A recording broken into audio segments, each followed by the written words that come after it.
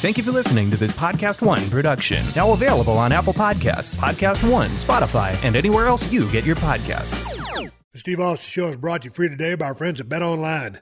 Get in the mix at betonline.ag and use the promo code PodcastOne for your 50% welcome bonus. BetOnline, your online sportsbook experts and exclusive partner of PodcastOne Sportsnet. The following program is a PodcastOne.com production. From Hollywood, California, by way of the Broken Skull Ranch, this is the Steve Austin Show. Give me a hell yeah. Hell yeah. Now, here's Steve Austin.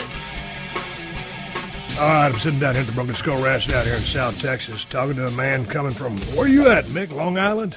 Yeah, back home in Long Island. Now, what's the correct way to say it? Because when I talk to Taz, he says he's on Long Island. Are you in Long Island or on Long Island? I make it a point to say I'm on Long Island. I think either one works, but I'm pretty specific about you're on the island, not in. Fair enough. Hey, man, anyway, I'm talking to my good buddy, Mick Foley, my former travel partner, one of my arch rivals back in the day, my former tag team partner, former travel partner, my partner in crime way back in the early 90s when we were both trying to crack our good friend Diamond Dallas Page on the road by ribbing him unmercifully. So, anyway, I reached out to Mick because I was on his Twitter account, The Real Mick Foley. And that led me to his Facebook account. And Mick had made a very impassioned plea about all things that were going on in WWE and all things that are not going on in WWE. And so I decided to reach out to him and have a discussion about the current state of affairs. And one of the things that me and Mick talked about before I started rolling sound was neither one of us want to come across as two bitter veterans who are griping about every single thing or complaining. But I really enjoyed your post, and, Mick is still a big part of the company. Went into the WWE Hall of Fame in 2013. Absolutely, I don't think you're going to find a bigger fan of professional wrestling on planet Earth than Mick Foley. But nonetheless, tell me about this article that you penned, and I think you penned it about 4:30 in the morning, according to your Facebook page. Yeah, it's kind of like a second part to something I did last week after Raw. You have to sometimes fight the tendency to put something out on social media immediately because it's a great tool for getting the word out. But sometimes there's some knee-jerk reactions and some complaining that really should have been thought through. So I kind of fought that last Monday, but I was bothered all day Tuesday, and I realized this was going back last Tuesday, and I realized I'm on the verge of not watching this show. And I made a decision back when I was with TNA in 2000 that I could choose to be bitter and not watch the show on principle, or I could join my kids for 3 hours, for that 3 hours a week. They love the show.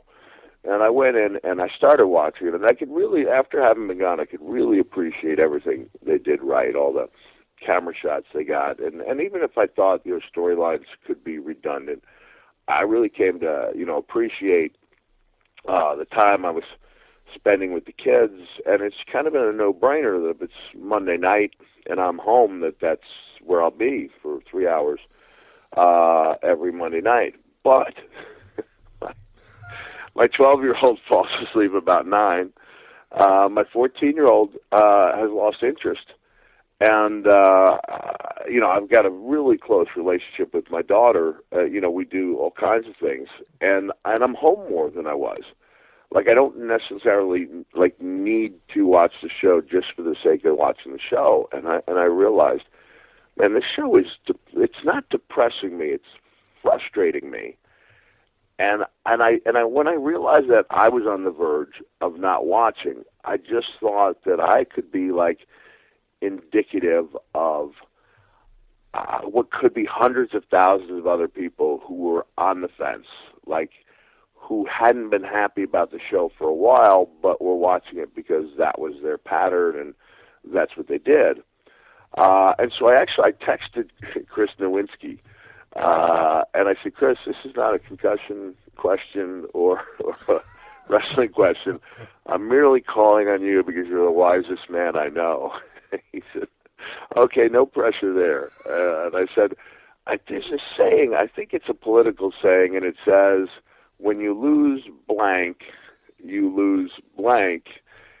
And then I said, and it's meant to indicate that if you lose something smaller, it's, representative of a larger loss to follow. And like a minute later, Nowinski comes back with, I believe you're looking for, as Ohio goes, so goes the nation.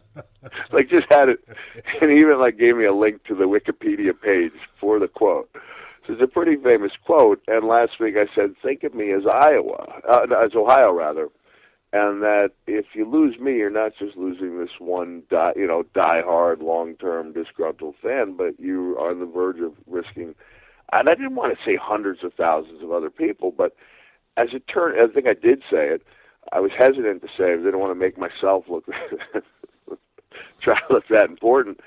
But when the ratings came in, it turned out they had lost hundreds of thousands of people. And I felt like I had to follow up last night because this is the show where they're going to try to get some of those people back. And someone needs to say this, like, and you and I are kind of in the same boat in that we love the company, but we don't work for them. I think you do a couple things with them. I do a couple things with them. Thank you. He just turned in his report on the history of Radio City Music Hall. I'm homeschooling the young man. Very good job. But I think what they're going to do, I'm just worried that they're going to kind of double down on what they have, and that we're going to see a very authority-heavy show. And that's where I think guys like you and me who've been around can say, guys, rethink this. Like, this might not be the answer to your problems. Like, the problems, injuries. Seth Rollins' injury came at a terrible time. Yeah. Brock's gone away. They've only got I don't know if they have any aces up their sleeve, and I just want them to rethink things. I just want to know if my voice can be out there and be one of those things that's batted around before they go forward with something that I think could be a losing proposition. But when you think they're going to double down on the authority, do you think they're going to employ the authority even more airtime within the show and a bigger part of the show? That's one of my concerns. And the reason I call it a concern is somebody asked me a few weeks ago, like, wow, did they ever have like a baby face, I'm using authority here as an authority figure, right, besides you? And I said, yes, Steve Austin was a great babyface commissioner, and so was Ric Flair. But it's been, that was, I did it in 2000. You did it in like 2002, somewhere there. So it's been 14 years since we've had a balance. I always thought that there was a swing in the pendulum and that the show could be heel heavy, and then you kind of try to smooth it out. And I see Hunter, and I see the guy who breathes life into NXT. I see Stephanie, and I see this in my. I've always liked Stephanie. Always thought the world of her, and I see this person who does great things for Be a Star, for Connor's Cure, and I think it confuses people. Like, it's hard to really dislike this guy that's kind of built NXT from the ground up. It's hard to really dislike Stephanie, and I hope that's not nitpicky. But I think and from having worked for some of the the really good bookers over the years, that with the exception of Rip Rogers, I think every booker pushed themselves because, strong personalities tend to believe in their own abilities. And but now you're in a position where the strong personalities are not on the marquee for the house shows or the main events, and that's my worry, that they're going to double down with this, with the authority, and I'm not sure that's what people want to see. Yeah, but it's interesting because the authority's not going to draw any money on the house shows. And I thought maybe, because I never really got a clear explanation of why they broke up, me and Eric Bischoff, when we were the co-GMs, because it was highly entertaining. I really enjoyed chemistry and working with Eric, man. It was a blast.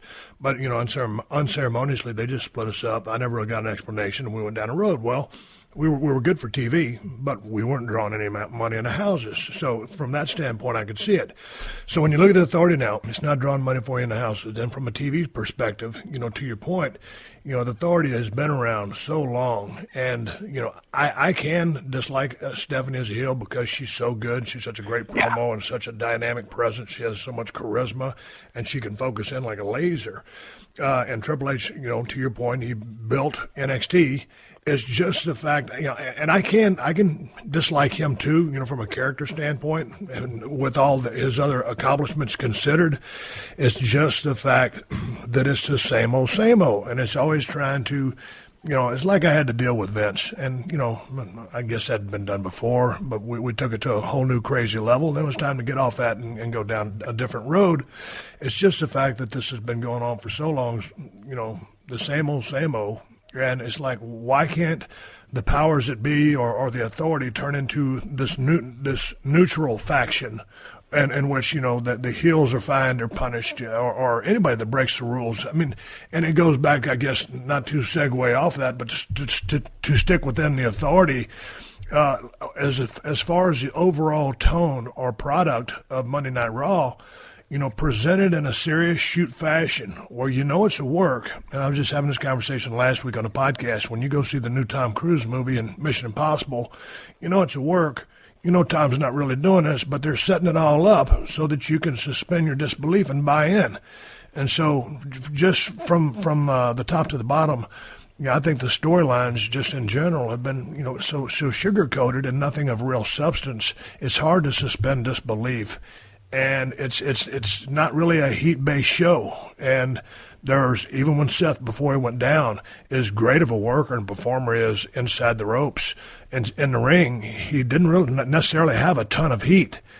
I haven't seen anybody really have a ton of heat in a long time. And I don't think they're booking heat.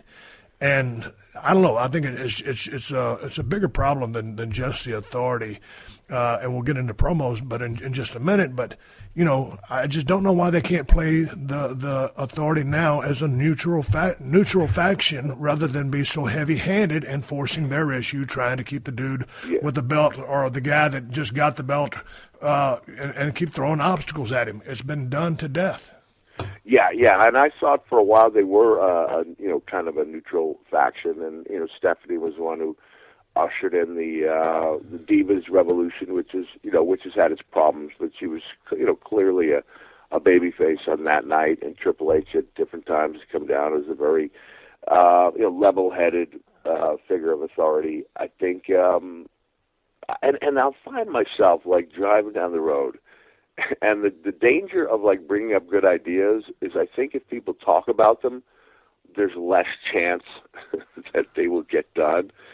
And I really wonder, because there were a couple of scenarios going into Survivor Series that seemed to make more sense than the path they chose. But because they made more sense, people were talking about them. And I believe Roman Reigns as part of the Authority would take off. I think that's what that character could have really used. I don't, and I'm not saying this to pander to you, even though I'm not above pandering to you, because you are Stone Cold Steve Austin. But they're kind of putting him in that Steve Austin role, and not everybody can pull that off. I almost wish I could talk to Roman and just say, don't crinkle your eyes. Just work on a couple of things that have, that create negative, almost instantaneously negative feedback, and suffer and succotash and things like that that Vince may or may not have written for him, was probably not the right way to go. I think Roman really prospered, a little air of mystery surrounding him.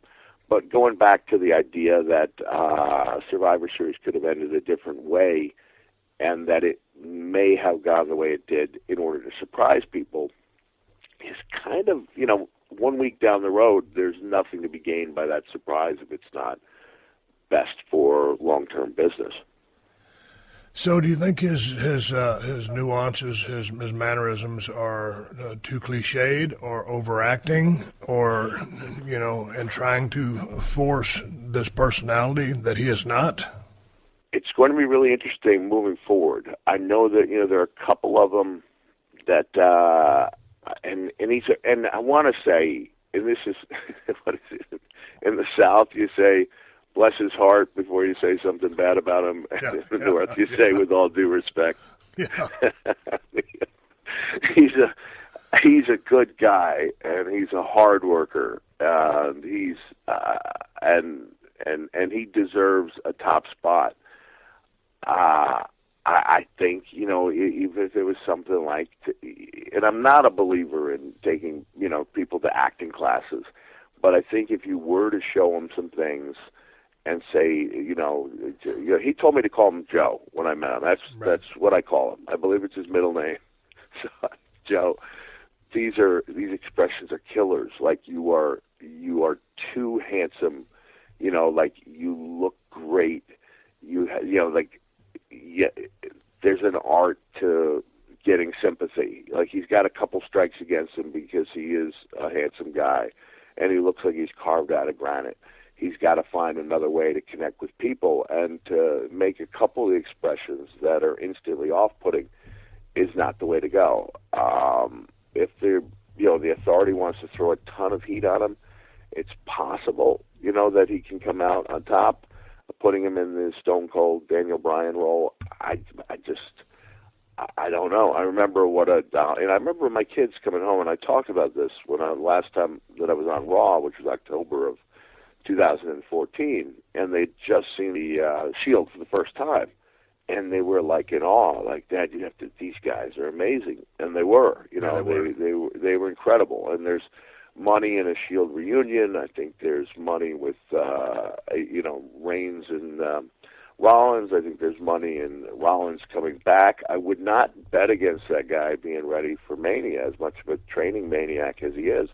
So I think there's a lot of positive things on the horizon. And when I'm driving on the road, thinking about this stuff, I'm like, what if Shane O'Mac came back? There are a couple of those, like, oh my God, moments that you could throw into the mix, and really get people talking. I don't know if they have any of them lined up. And but Mick, do you feel like these guys are being coached up too much as far as how to react? And it's almost like they're overdoing or overacting in almost every regard to try to enunciate or with a facial expression, oh, this hurts, or oh, this is the thrill of victory, or oh, this. It just seems like it's a little over the top, and I think if you go back to when you started, training with Dominic DiNucci, probably very humble beginnings, low key, and learning the ropes, and you weren't really coached up or given some pep rally or speech to fire you up, but you went through the paces, you learned how to sell, and to me, I think they're coaching them to do all these things, and it just creates kind of a caricature of what you're actually supposed to be doing. It's almost like pretending to be a pro wrestler than being one. And there's a fine line there, but there is a difference between the two.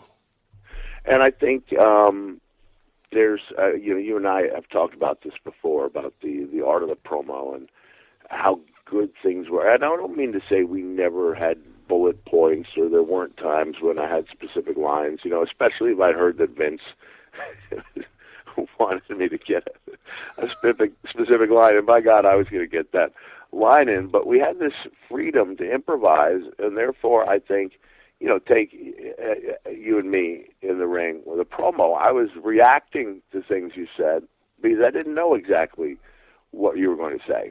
It wasn't a rehearsed action with known words and right. And therefore almost scripted outcomes. And I just I don't know why. And you this is one of the things that I appreciate you hammering this home on your podcast. It's missing from the product. And I know Vince was there when we were breaking ground every week. And I threw in the phrase, swinging and missing, because I think it's important, that people not be afraid to make mistakes. I think that's one of the great learning tools. So when I'm very fortunate to do a special for the network based on the one-man show I brought around, and the knock I think I had on the company, I'm not sure if this part aired or not, if I actually said it on the night it was taped. I said that, and I come to think of it, I think I specifically left out the knock on the company knowing they were filming it. But I said, when you script things, you do take away, the chances of disasters. And then I'll joke and say, we're not likely to see another Mark Henry date go terribly wrong, in our lifetime. But at the same time, when you try to eliminate disasters and you try to eliminate the chances that guys like me and The Rock will go 14 minutes overtime on turn a 12-minute segment into 26, you also take away that likelihood or that chance, that possibility that something really special will take place out there. And I think if you looked at your top 10 promos or my top 10 promos or guys of the of that era who did some good stuff, in probably half those cases they were things that kind of took on a life of their own. With Austin 316, King of the Ring 97 being probably the best example of that. I've been having a lot of fun talking about Dusty Rhodes on the road and how much his promos meant to believe it or not, my 12-year-old son just became fascinated with Dusty's promos, the Hard Times promo. Yeah. And what else? And I have this larger point where I'll actually do a little bit of the promo. People who've never heard it are caught up. I do about a minute and a half of the promo. And then I said, if an 18-year-old Virgil Riley Runnels had handed that into an English class, they would have given him a C-. And there would be notes in red paper in red writing saying, Mr. Runnels, technically there were more than two bad people in the history of the world, Yeah. And if we were to construct such a list, it's highly doubtful that American actor John Wayne would actually be on it. But at the same time, you couldn't have Vince tell any of the guys, and the writers worked their butts off, and it's a thankless job, but you couldn't tell one of those guys, I want a Hard Times promo. Right. Go in that room and deliver. You couldn't do it. I still believe in the heart and soul of the promo and the way that guys like Dusty were able to breathe life into these into the words. This is the Steve Austin Show.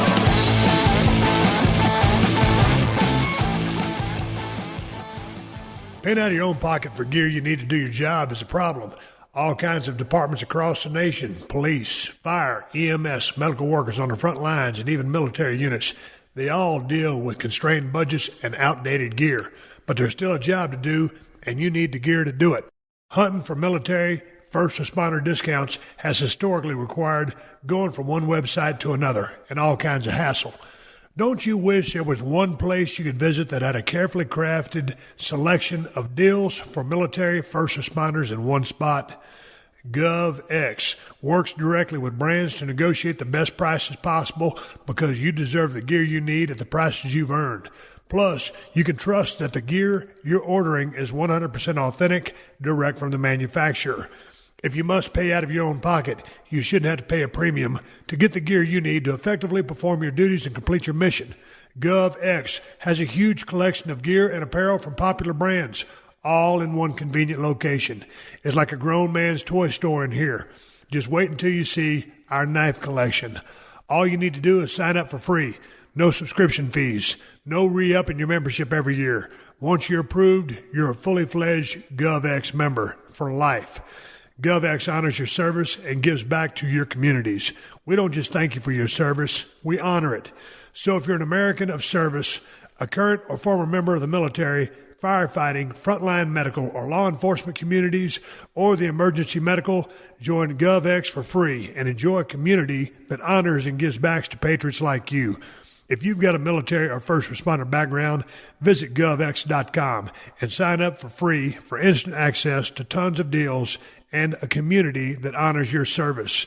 Visit govx.com and receive $15 off first orders over $50 or more when you use code STEVE.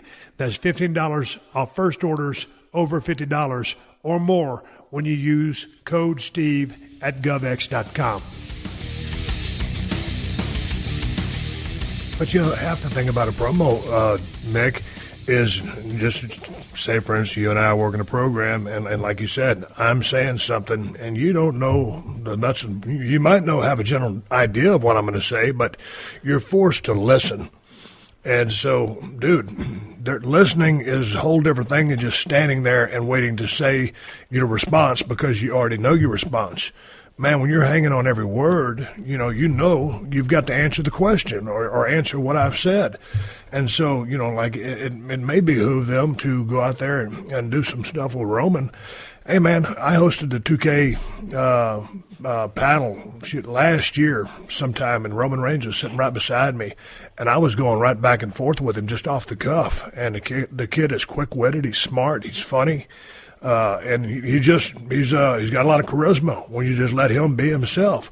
So if you can set the table for him, give him something to respond off of. I mean, just throw some softballs to him, but let the kid do and say, what he feels and what he wants. I mean, you could gloss over a couple of tips to give him, but just let him be himself. And I think he's trying so hard to be what they want him to be that he's having a hard time being himself. And as you know, man, I mean, in all the very unique characters you were able to create, each one of those people that you were was a big part of Mick Foley, just turned up and in a different direction than the other characters you created. But you were basically being you. And so I think this kid, if he's allowed to just be himself, let him go. Let him fall. He's already fallen on his face trying to remember promos. So let him fall on his face, pay his dues. And, once you get in that water and you sink a few times and someone's going to pull you out, it's sink or swim. Eventually he's going to start swimming and he's going to be just fine. He has all the makings of a superstar. And they call them all superstars from the get-go anyway. But there's a big difference between being called a superstar because that's what the name of the talent is and actually being one and drawing money. The kid's got all the potential in the world. They just need to let him go. And if he falters, he fails organically. He just picks up, he dusts himself off, and he keeps going. Do you understand what I'm saying, though? By being forced to listen, it's like our conversation. You've got to listen to what I'm saying because then you're going to respond. Let the kid do that. Yeah. There were some pivotal moments for me and you, and this is something I talked about a little bit in the first book, but it's not something that's common wrestling lore. Was a camaraderie and also a little bit of a competition in '97 when it was clear that we were going to be able to kind of take off. We were going to be given the chance to take off. That's why I pointed out that to me, in my mind, the Attitude Era began. And I don't know if you remember the meeting. Vince called us together, and he admitted that things that worked in the past were not working. We were losing the Monday Night War. WCW had a really strong hand, and your character was just starting to take off, and Vince said, we're going to need input. If the character's going to work, we're going to need your input. We're going to have to do things differently than we had. And you and I were like right there, like the number 2 and 3 heel role, and your character was really taking off, and at that time, and this is he's a bless his heart, with all due respect, this guy's turned out to be seriously one of the best ex-wrestlers, as far as being a positive person and spreading a positive. Mark Barrow was a heck of a guy, but the fact that he had come in with that big contract, literally days after I came in for just the guarantee and months after you came in, yes, kind of fueled us, and we'd be talking or riding, and we knew that we were going to be given this chance. And so they would put the two of us, do you remember a couple of matches we had as heels they would put us in the ring, and it was like a kind of a magic period because the handcuffs were off. You know, there were no restraints. We were given a chance. I remember at one time, man, the match just seemed to be going forever. And afterwards, they said, "I'm sorry, but WCW went into a break. You guys were hot. We wanted to keep the action going." And they had that kind of faith in us that we could pull it off. The other one I remember is you and I in a heel match in Montreal when Vader was going to be part of the Vader was going to come out. Do you remember this? Vader was going to be part of the finish. And then you and I kind of changed it around, and for whatever was the better fit, it was probably you going over instead of a DQ and Vader hitting the ring, and we just decided not to tell Leon that we had changed the finish. And you and I came in hot, yelling at each other as a rib on Vader. And he's got his gear on, and he's ready to run out to the DQ. He has no idea that we've changed things around. And the guys were gathered around and think they're going to see a fight between Mankind and Stone Cold. But I just remember that feeling like of something taking off and being part of something good. You know, we were the underdogs against WCW. We both knew that we were going to have a chance, to take these characters as far as we could.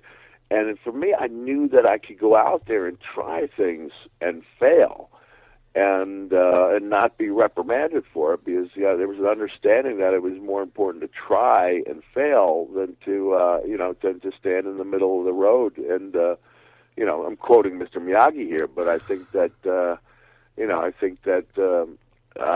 advice is kind of timeless. You know, you stand on one side of the road, you're fine. You stand on the other, you're fine. Go in the middle, and you're squashed just like a grape. And I guess in a sense that's what I'm talking about, the 8-8 booking that WWE has favored for a while, that seemed to hurt them with the loss of the big stars. That we're trying to, we got a bunch of 8-8 guys that we're trying to, that we're supposed to take an interest in. Referencing the 50-50 booking. Yeah, exactly. Right. This is the Steve Austin Show.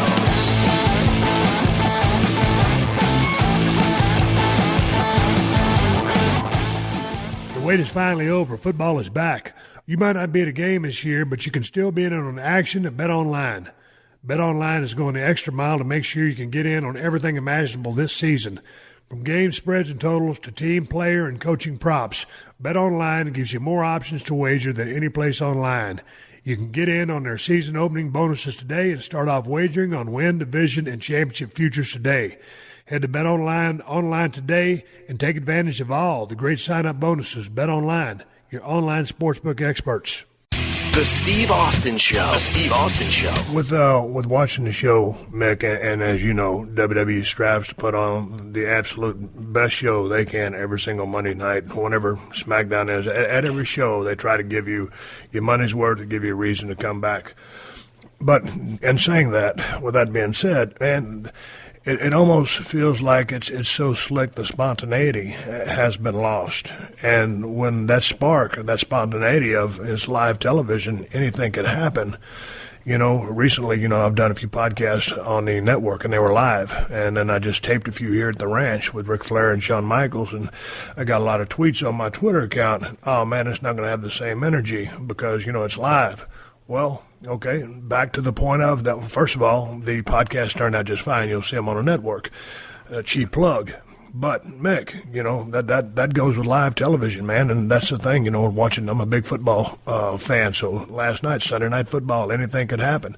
On Monday Night Raw, back in the day, man, when it was the Monday Night Wars, you've got trained professionals out there moving at the, speed of light damn near inside the ring, guys 200, 250 pounds, telling these badass stories, and you felt, man, if somebody screws up, it's going to be interesting, or guys will cover, but you just felt like you're watching a true sporting event. And we know the business is a work, but you want to feel like it's a sporting event. Yeah, and this is where I think you and I are both in agreement. There's some phenomenal athletes out there. Yeah, I mean, and that's why in my post I said, man, I think the talent pool is deeper than it's ever been, because of the booking. There are only a few guys who've been groomed to be, successors to the crown, and with a couple injuries, that's hurting them right now. But going back to what you said, there was an excitement. I'll joke around and say that in 2000, this is right after my active days had ended for the first time. I did come back a little too often, but there was this sense of, there was unparalleled like adrenaline rush and sense that things could go terribly wrong, and there'd be 12 guys that were going to take place in a segment, and we didn't know exactly what was going to be said, and I was the commissioner, so I kind of had to know what was going on to play the moderator, and fireworks are going off and pyro. And my mom asked me, like, well, Mick, how many days in advance do you find out what you're going to say? And I said, like, days?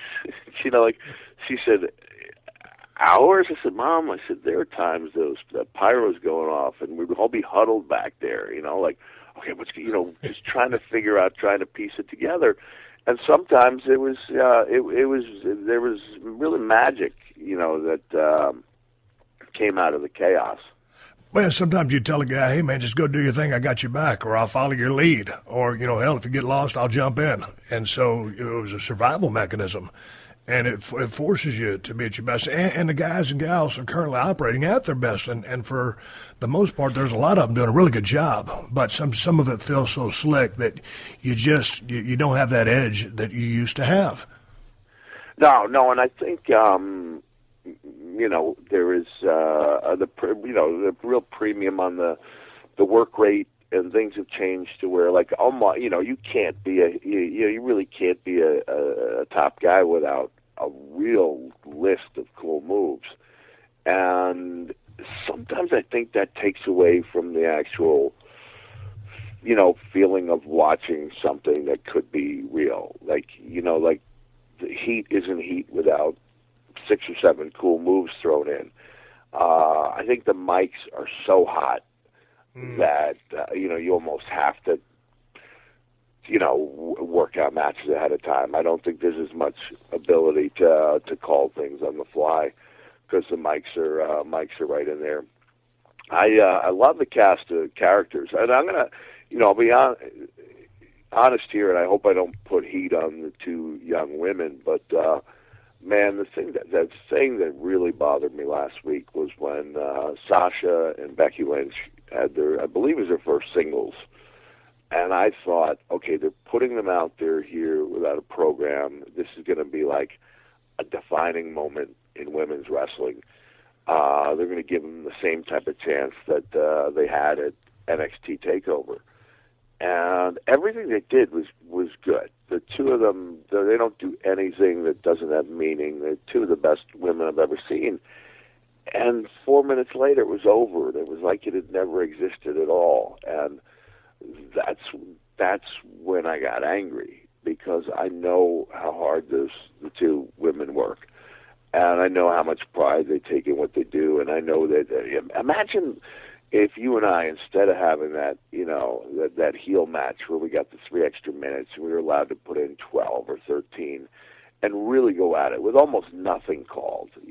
Still one of my, I put it on one of the DVDs just because I thought it was like a, and on kind of a lost classic. But imagine, 97, when we're going head to head with WCW, if they told us we had 4, including introductions.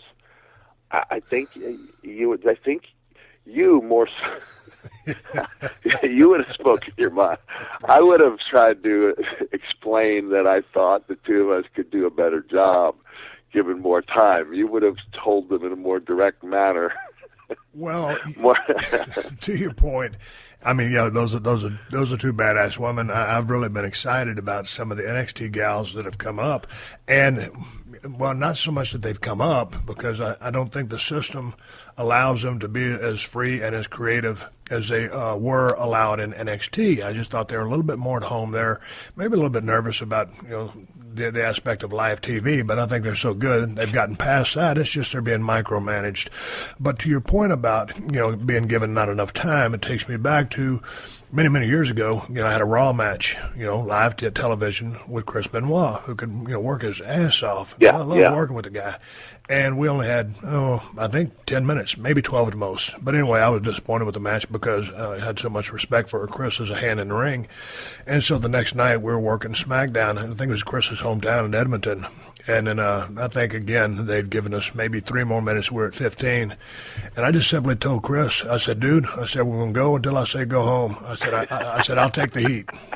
And Chris just looked at me with that snaggletooth and just shook his head and said, okay, because he knew I had his back, because I could go out on a limb there and push the time limit. And, of course, it was an instant classic of a match, not because I'm the greatest worker in the world, because he was who he was. It was his hometown, 10 German suplexes. I said, I don't see you getting a comeback in this match. Here's your comeback. And he goes, he starts shaking his head. And so, but anyway, to your point, it was like, you got you got 2 badass chicks like Sasha and Becky Lynch. And all of a sudden, 4 minutes with entrances, you kind of hamstring them after everything. They've come so far. The cream has risen to the top, and these gals are actually doing pro wrestling matches, in my opinion. And then all of a sudden, you hamstring them with 4 minutes. So that's disheartening. Yeah, and Why even do the match? 4 minutes. I know. You're trying to build, and then all of a sudden you throw a roadblock at them. 4 minutes, and then to their credit, they didn't try to go out there and put 8 minutes worth of stuff in a 4 minute match. To their credit. Yeah, and they had a very everything was about as good a 4 minute match as you can have. Yeah. And talking about these women, Mick, here's one thing I've noticed about, in particular, Charlotte, Sasha, Bayley, Becky. I may be missing one of them there, but man, these young ladies are working more like the boys did back in the day than the guys are now, because they're working off pretty much kind of like a shine the baby up, a little bit of heat, hope spots, go home is what it is. Work a body part. Hill gets real heat. She's devious. She's mean. And a lot of times when I'm watching the guys, it's segmented work, Mick. It's you get a couple spots. It's 50-50 work. And so then all of a sudden it comes time for the heat. There's no real heat, so there's no real need for a comeback. But then it's gratuitous 3 clotheslines, almost slapped the Matt Bryan Pillman style. But there's no anticipation of the comeback because nothing meant nothing to begin with. So there never was a story that was told. And I think, when you talk about heat, like Sasha does such a great job. And I'll find myself, when people say who reminds you, the comparisons are usually like, Ambrose, Bray Wyatt. And I'll go, you know what? I watch Sasha Banks and I say, like, why didn't I think of that? Because I was, playing with a pretty limited physical hand.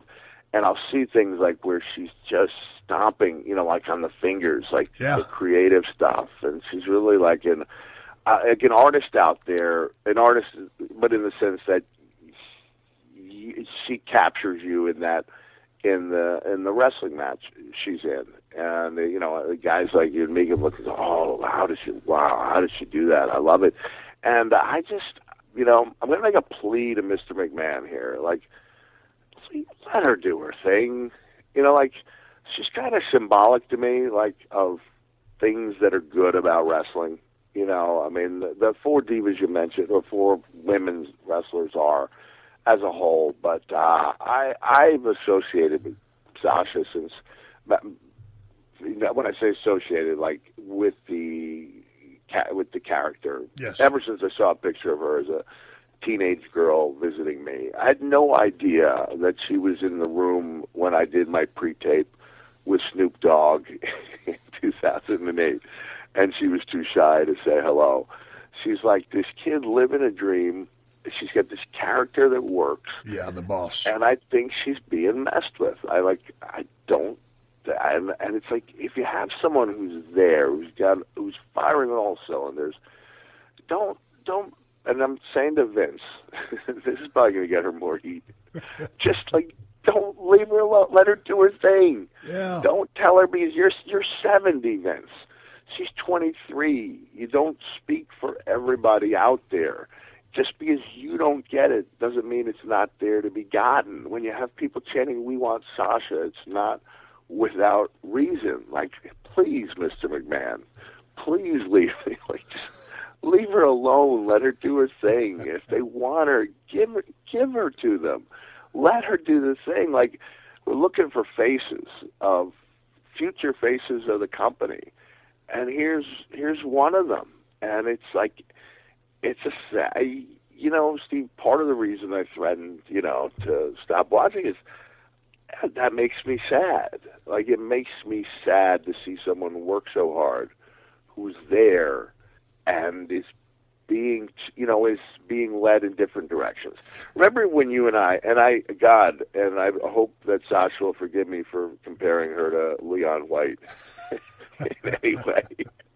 But do you remember poor Leon? You were watching him work with Shawn Michaels, and they were having a good match. And you said, "Well, kid, Leon's really got that style down." You know the punchline, right?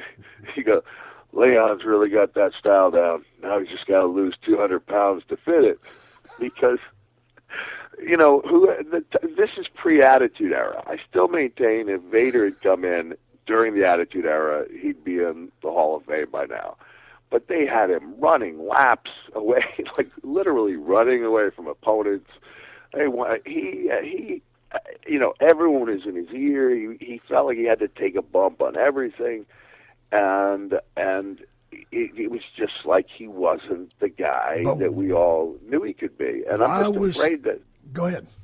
I'm just afraid that when you take these people who literally held, they didn't literally, figuratively held, 14,000 people in the palm of their hands in Brooklyn, and they deserve, at least in my opinion, deserve the opportunity to get that same chance, in WWE, to tamper with that and to mess with somebody's confidence is. It's sad, and it's one of the reasons I'm really on the border of becoming a former fan. Okay, but let's go back to Leon. Why do you think when he came in here and Leon again? You know what's sad? The fact that we talk about Leon and we laugh is indicative of how badly they because we weren't laughing in WCW. Oh, no. But we both have a ton of respect for Leon. Yeah, of course. As a worker in the ring, man, that dude was badass. I mean, he's one of the best big men in the history of the business and should be in the Hall of Fame. But we also know Leon because we know Leon's actually a big teddy bear. He's one of the sweetest guys in the world. And he can knock your head off with those working punches when he was clubbing you. And you've been on the receiving end of those just like I have. Yeah, and I've been on the receiving end of yours. I knew you were going to say that. Hey, somebody tried to stir up something with me and you on social media, saying Mick Foley's claiming that Steve Austin's working punches were no day at the beach, and I'm like picturing you reading that and nodding your head and be like, "Damn right they weren't," Like if somebody would say like, "Why didn't you say anything?" I'd be like, he was Steve Austin, and I'm not. And Steve, I mean, it's been years. I don't, I'm not above it, but I swear I'm not pandering to you. When people will ask me, what was the favorite character, or favorite time in wrestling, there's different answers in different days. Oh yeah. But there were times when you were Stone Cold and I was Mankind, where everything we did it was so much bigger. The responses were so much bigger than anything I'd ever visualized wrestling could be. And it was just, it was really, it was really a pleasure to be out there. But with that being said, when you got that comeback, it was no day at the beach. Before I continue my story and my point about Leon, okay, and we love to call him Leon. Before we get back to Vader, I question: were my working punches that stiff? Force you. Okay. I want 100% honesty. All right. Not as stiff as Vader's, because yours tended to pick up velocity during the comeback. you believed, which was part of what made the and the more you believed, the more they hurt. Everything Leon did hurt, you know, and yours were tended to pick up momentum during the comeback. They were harder than Brett's rubber mallets. Shawn Michaels, you know, he was a hard hitter. I think he had to because of his size. The thing about Shawn was he had that pinpoint accuracy, so his kind of stung just because, like, you weren't thinking that this dude that weighed about 215, 20 was going to be snapping those things, and you know you sold them, but yeah, they peppered you a little bit. Listen, I think I've mentioned this to you, and I don't, and I love your show because you know you treat the business with such respect, but you talk pretty openly, you know. And I was watching, I can't remember, I had to have been watching Rock. Because I think, or you, right? Yeah, you were still active. You were active for about a year after or a couple of years after I retired the first time, and I just kind of leaned over to Triple H and I went, Hunter, you've worked with both Austin and Rock, right? He goes, yeah. What's the major difference? And without thinking about it, he goes, Rock's punches didn't hurt at all, and Steve's hurt like hell. And I went, bingo.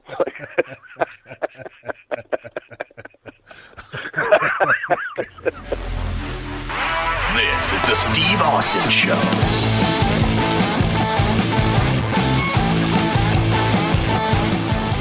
Did you know that right now Geico is offering an extra 15% credit on car, motorcycle, and RV policies? That's 15% on top of the money Geico could already save you. So what are you waiting for? Your dog to make you breakfast in bed? With Belgian waffles and a fresh fruit compote? As nice as that sounds, that's probably never going to happen. But at least there's never been a better time to switch to Geico.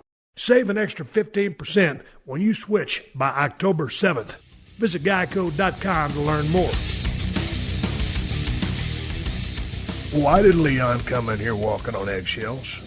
And was it because the first few matches he had with Shawn, he was lighting his ass up, and then Shawn went to the old man, and of course, you know, Shawn was the guy, and so you can't pepper the guy, and man, it was just, right after that, it just seemed like Leon just never recovered from that.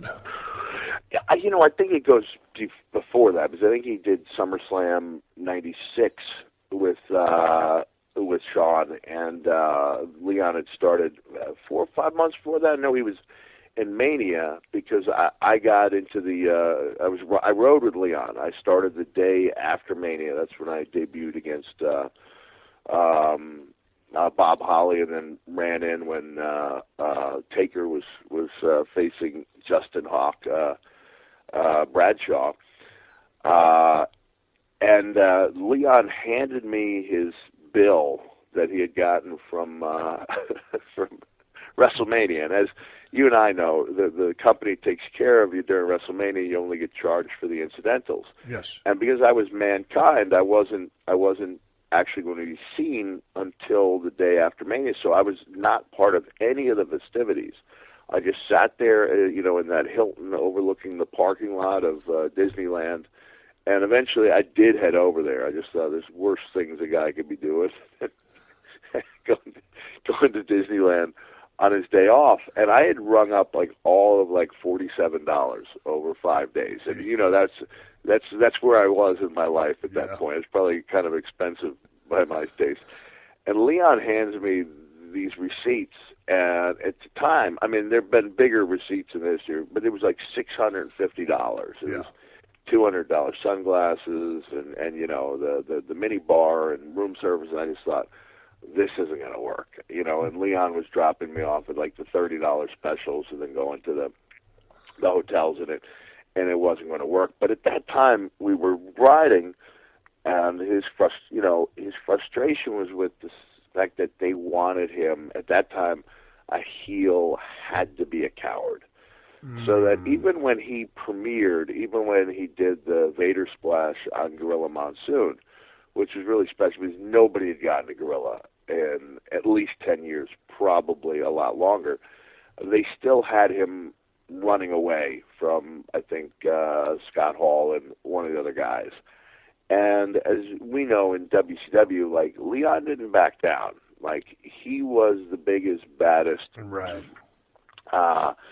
he was the baddest apple on the tree because he was so good. Like, he could make baby faces by giving them great matches and feeding comebacks. And even something this is, going back to when I hurt my ear and was working with Leon in 94. Mm-hmm. I mean, Leon didn't know that my ear was, was gone.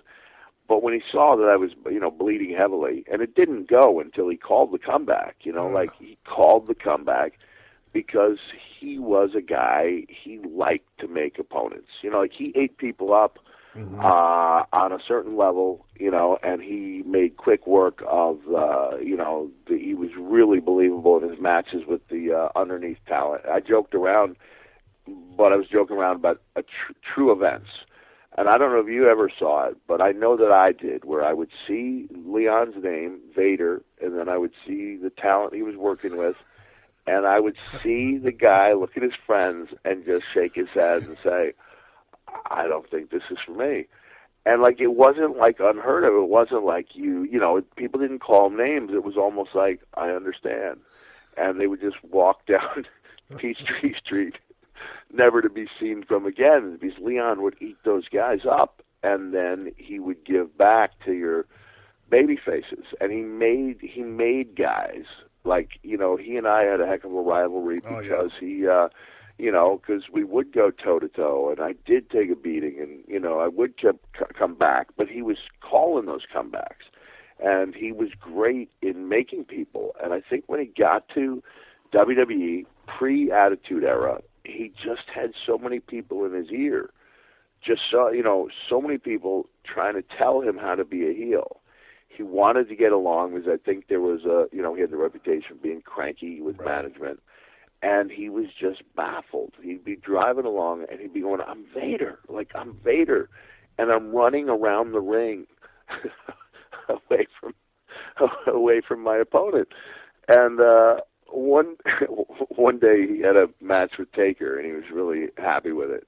And he was telling me what he did in his match. And I was like, yeah, that's a heck of a match, Leon. That was a heck of a match when I had it with him last night. He was taking what had worked for me, and he just, he's, I should say, Leon White's, he's down to about 350. He's in phenomenal shape. He shouldn't have to wrestle at his age, but he is, and he's a guy that I don't think gets his due, as being one of the great heels of his generation. No, the dude was great. I guess I was leading into, he was walking on eggshells, and again, it was the confidence thing. They wanted to be a backpedaling type heel, which at his size and weight and his mean streak that he had, that wasn't who he was. But in trying to function in the system, it didn't work out so well. But do you feel like today's roster is walking on eggshells? I see your dude. There's nowhere to go. I see your I see your larger point for sure. I think so.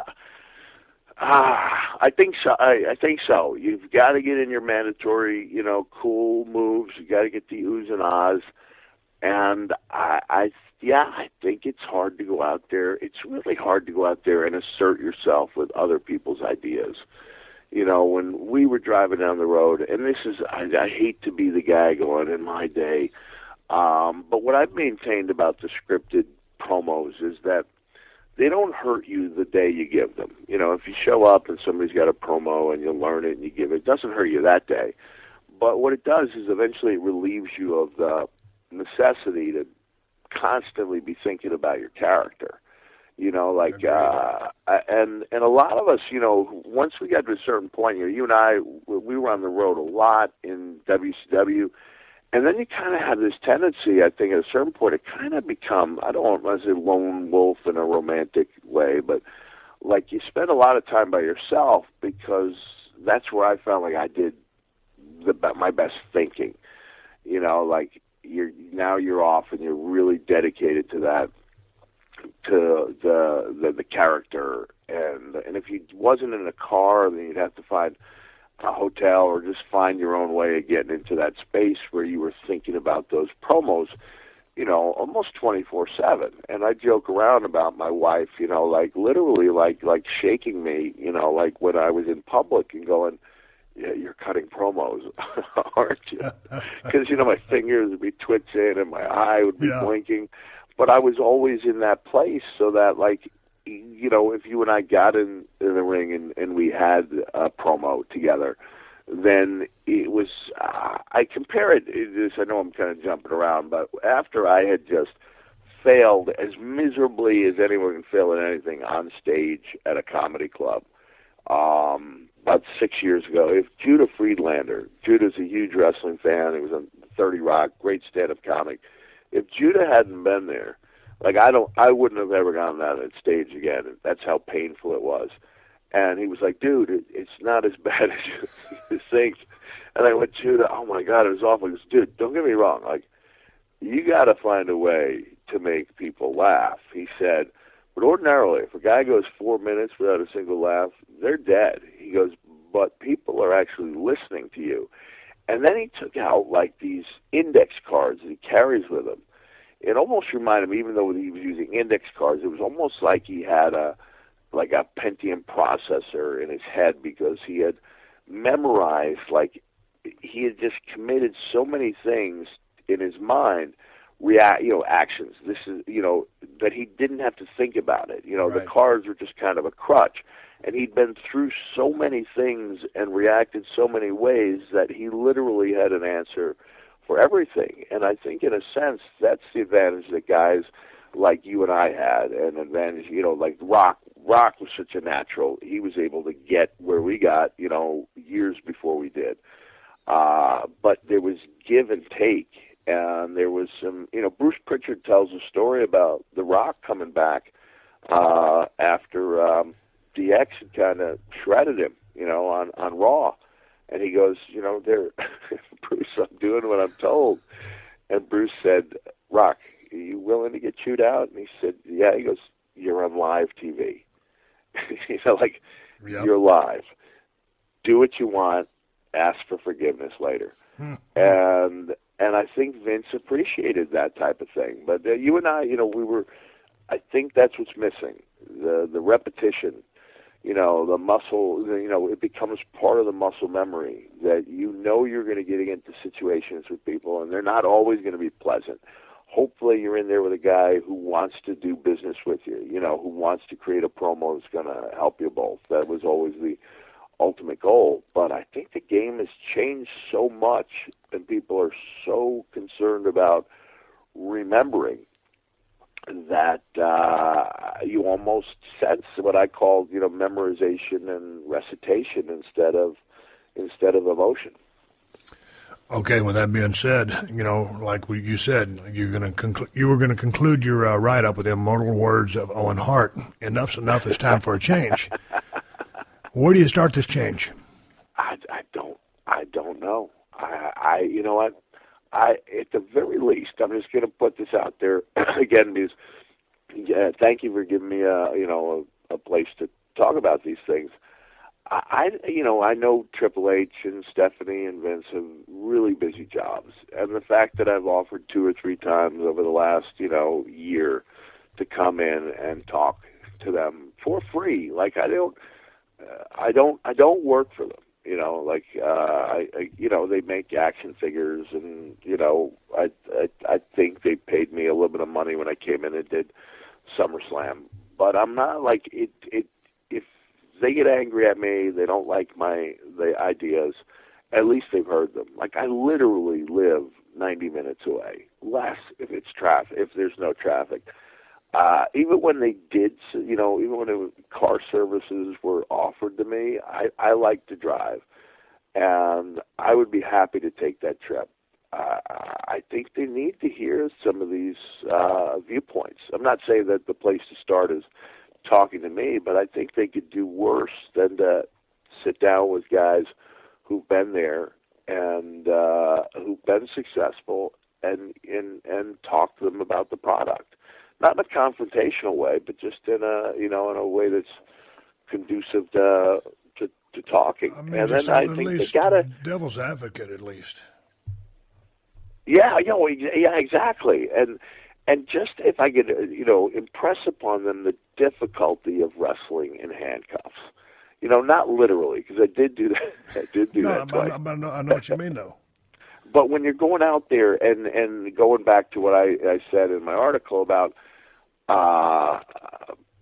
performing not to, there's a difference between, and I've talked to athletes across the sports spectrum about this, when they say they're playing not to make mistakes as opposed to playing to win. And I know, I'm nowhere near as big into visualization as a guy like DDP, but I remember there was this guy who would come to a town basketball camp. His name was Stan Kellner, and he had developed what he called basketball cybernetics. And I was able to take some of what I learned at his camp. It was amazing. He'd have a guy who had never touched a basketball, the rim, and he would say, I want to jump higher. And I'll be darned if he didn't follow Stan Kellner's steps and jump 4 inches higher than he ever had before. Like, it was just a way of getting belief in himself. And the 4, maybe 5 steps were see the picture, think the picture, be the picture. And then the biggest one was don't be afraid to make mistakes. And I think once guys are terrified of making mistakes, like even messing up a word, because and Paul Heyman would be the exception to this rule. Yeah. Because Paul is magnificent, and you rarely catch him in any kind of grammatical error. But in my case, the promos that I'm associated with, like Kane Dewey, are they're grammatically, they're not perfect from an English standpoint. A lot of stopping and starting and random ideas thrown in. But like the emotion that went into him is still valid, 20 years later. And so I think that's the big thing I would say is like let the horses run, let these guys do what they can do. Don't be so concerned with making the show perfect that the show stops being good. When you allow people to make mistakes and have a few failures but pick themselves up, man, to me, that makes them a better entertainer or a better wrestler down the road.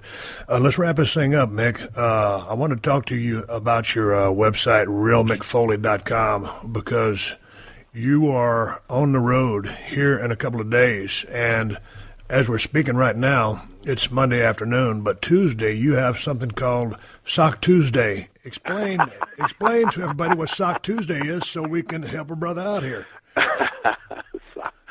Sock Tuesday, that's my one day a year socktacular where we essentially sign socks and people can order them from around the world for $19.95 plus shipping. I think, it's kind of a cool thing. You could argue $19.99 is a lot of money for a sock, but almost everyone was happy with their purchase last year. This year it comes with a certificate of authenticity. Last year we were able to do some pretty positive things with some of the money, and I don't know exactly what I'll do with some of it, but I do know I've been looking, like there's a couple of wrestlers with injuries, and I'm going to kind of be Santa, and I'm going to try to, if the Sock Tuesday's successful, I'm going to try to take care of some of those medical bills for a couple of the people. And it's just a fun way for me to give people something unique. And because I've chosen to spend most of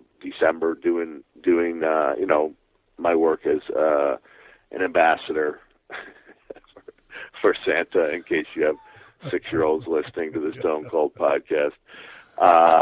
It gives me a chance to make a few bucks, still do some good during the holiday season. I do most of the stuff I do is for kids living in homeless shelters on Long Island. So I kind of found my role as Santa. I really enjoy it, and it gives me a chance to make some money, give some money back, and it gives people around the world a chance to have a pretty cool signed, handcrafted souvenir. So that's really cool now. And looking at your website here, are these your one-man shows? You've got December 4 in Felton, Delaware at the Delaware Auto Exchange. Well, that's just I'm done with the one-man shows for the year. Those are a couple of appearances. Those are just appearances, and I'll be tailing off by the end of March. I'll be taking a real long break from doing the one-man shows. Well, let's talk about that. Are you going to try cool jets a little bit because you've been on the road so much? Yeah, you know what's happened to me, Steve, is the road is, man, it is really it's kicking my butt in a way that it never did. You know, I think when I was on your show a year and a half ago or so, we were talking about the schedule I was keeping, and you know, and I think at the time I was just coming off 13 cities in 13 days where I drove 85 hours, and I was like still kind of raring to go. And it's just in the last year and a half that, man, I'm slowing down a lot. You know, you've seen the way I walk. It's kind of hard for me to get around. And I just I want to take it easy. I want to be home more. Honestly, I've kind of run out of cool stories too. I got to kind of got to kind of think of some things. You know, go back and jog the memory and find some things, and go out there with a show I can really be proud of. But when you showed up at my house that one night when we did the show there in my office, and man, Kristen made you a big ass cup of coffee. Maybe made you a sandwich or something because you had promised the fans something, and it went above and beyond the Call of Duty, and you helped this person out and made this just personal appearance just for.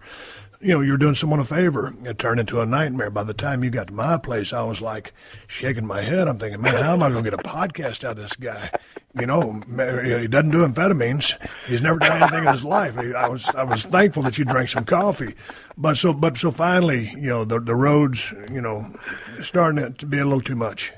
Yeah. It is wearing me down. So I'm slowing down a great deal. I'm looking at, just 6 or 7 days a month on the road, homeschooling two of my kids.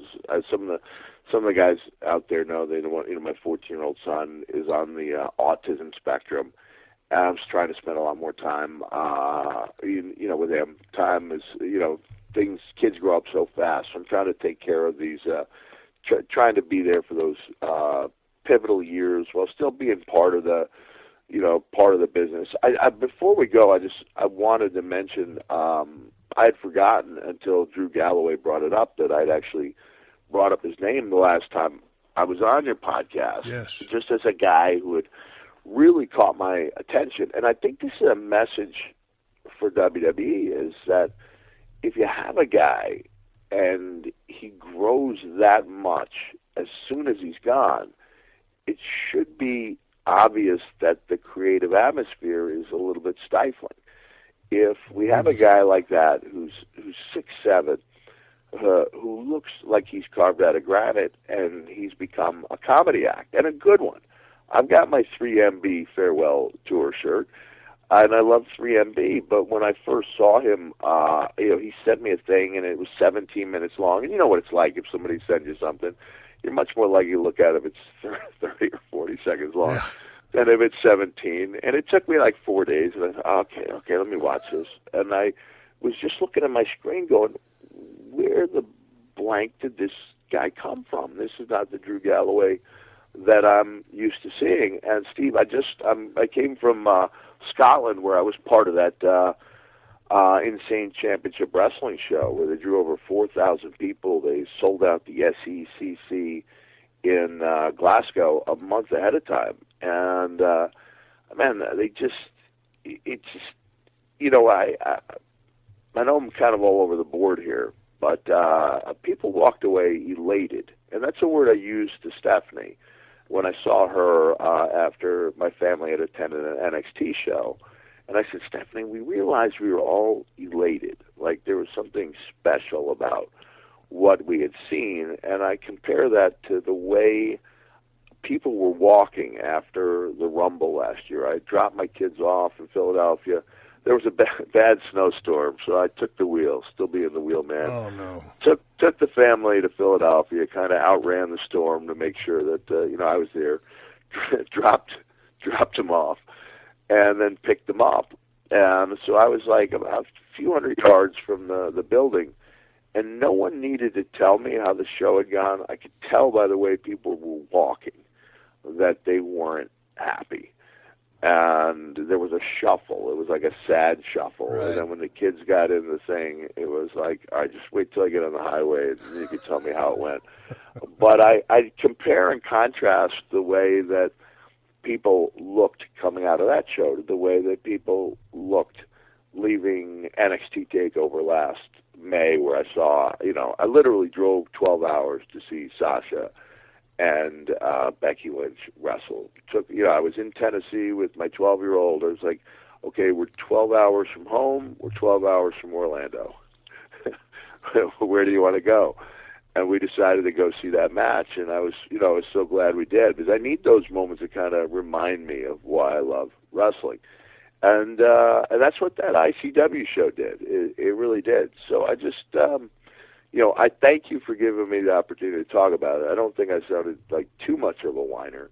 I think I did a good job of reinforcing just how hard you hit on your comebacks, which is always a good thing. And in the end, like you and I said, we're two guys who still love the business. We still want to see it prosper. I'm always going to love the company, and in a weird way, I'm always going to love Vince too. And I wish they'd give me a call every now and then just to come in and talk things over.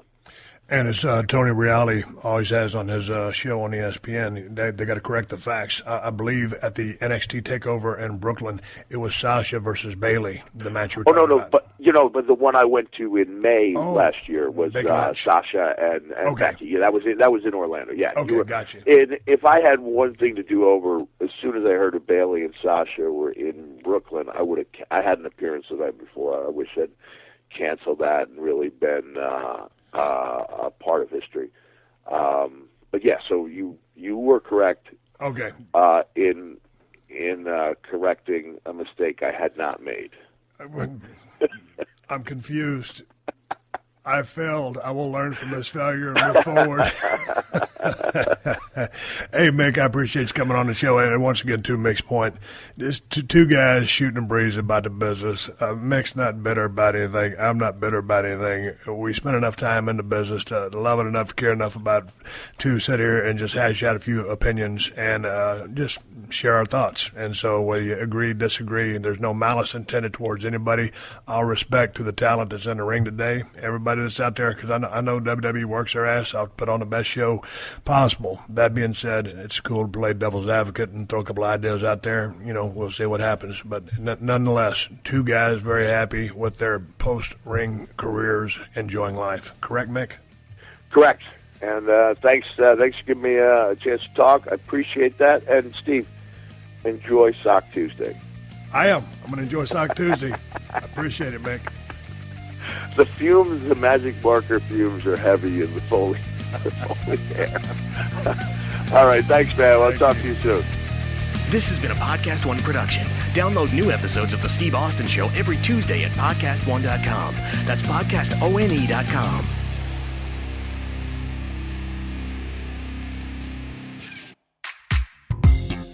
Welcome to the MIP. Yeah!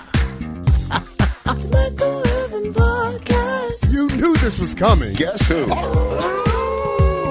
Let me start this thing off. Join me every week for the Michael Irvin Podcast. We'll give you the full MIP experience. I'm talking everything from football to fashion. I will be chopping it up with playmakers, headline makers, and I am throwing haymakers. I'm the MVP of the MIP. Don't miss it. Download new episodes of the MIP, the Michael Irvin Podcast, every Thursday on Apple Podcasts, PodcastOne, and Spotify.